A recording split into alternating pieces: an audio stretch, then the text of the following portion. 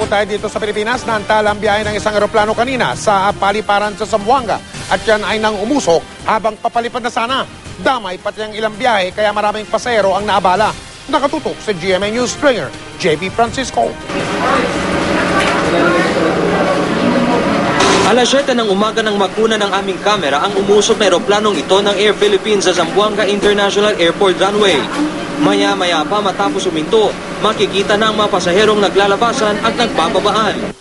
Sa mga letratong kuha ng mga ground crew sa pangyayari, kitang-kita ang kapal ng usok galing sa makina ng eroplano. Ayon sa Civil Aviation Authority of the Philippines o CAAP, paalis ng Zamboanga City papuntang Tawi-Tawi ang Airfield Express nang makaproblema habang nasa runway 27.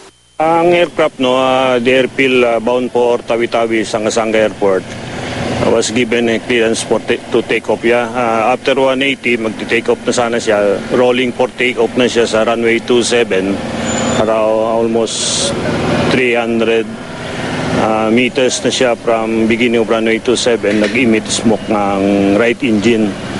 Biglang ininto ng piloto yung aeroplano.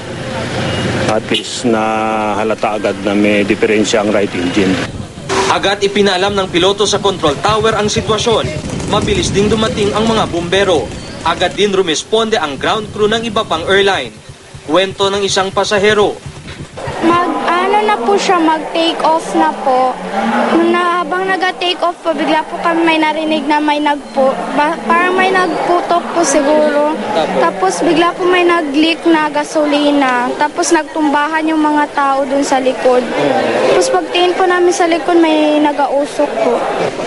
Dahil sa insidente, maraming pasahero ang na-stranded. Ilang iba pang flight din ang naapektuhan.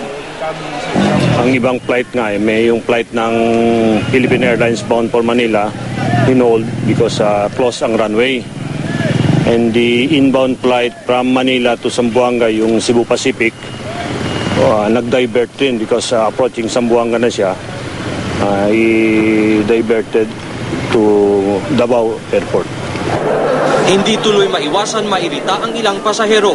Got delayed because of the airplane. It's delayed and we're going to the embassy. We have an appointment at 1 o'clock and now it's delayed because of this one. I hope they do something about it.